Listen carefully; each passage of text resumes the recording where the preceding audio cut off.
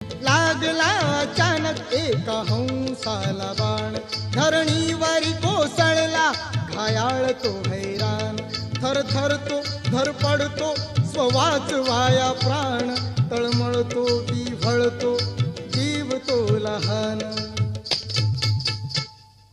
हंस हा कुणाचा, हंस हा कुणाचा, हंस हा कुणाचा, हंस हा कुणाचा, हंस हा कुणाचा, हंस हा कुणाचा.